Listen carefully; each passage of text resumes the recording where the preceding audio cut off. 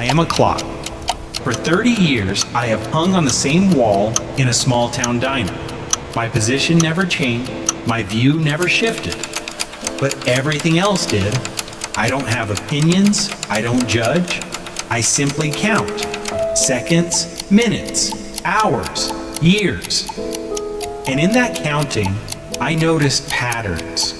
Patterns that humans, always moving, always rushing, never seem to see. This is what I observed. The first morning I was hung on this wall, a man installed me at exactly 6:47 a.m. He was careful. His hands smelled like coffee and cigarettes. He stepped back, checked if I was level, and nodded to himself. "There," he said. Excuse me, do you have the time? Now people can stop asking what time it is. But they never stopped Waitress, asking. what time is it? Even with me visible from every booth, every stool, every corner of the diner, they still ask, "What time is it?"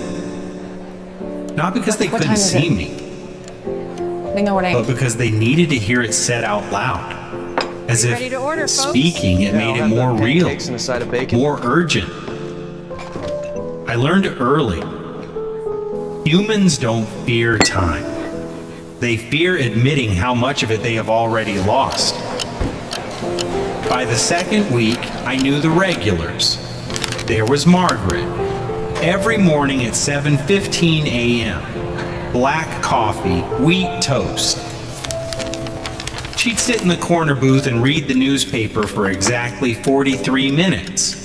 Not 40, not 45, 43. She did this every single weekday for 11 years. Then one Tuesday, she didn't come, and she never came again. The staff talked about it for weeks, but I already knew. Habits that precise don't break, they end. Then there was Daniel, mid-30s, always alone.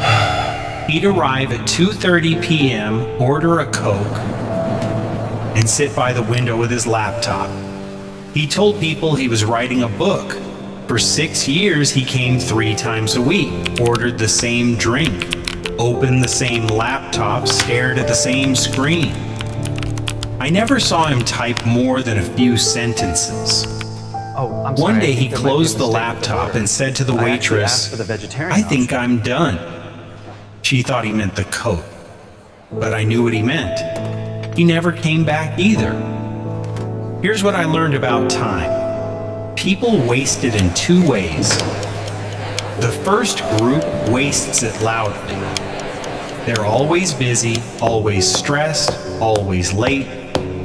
They check their phones, they tap their feet. They sigh at me as if I'm moving too slowly. They blame me for their chaos. But here's the pattern I noticed. They were never late because of time. They were late because they tried to do 17 things in the space meant for 3. They didn't lack time, they lacked priorities. The second group wastes time quietly. They sit, they stare, they nurse a cup of coffee for 2 hours waiting for something to happen. They don't check the time because they've already given up on it. These people scared me more than the loud ones, because at least the loud ones still care. 30 years, thousands of conversations. And here's the strange part. Most of them were identical. I don't have enough time. I'll start next week. I'm too old now. I'm too young to worry about that. When things calm down, I'll focus on what matters. I heard these phrases so many times they became background noise, like the hum of the refrigerator, like the scrape of forks on plates. But things never calmed down, and next week never came. The people who said, "I don't have time," had the same 24 hours as everyone else. They just spent it differently. Margaret had time to read the paper every morning for 11 years because she decided it mattered.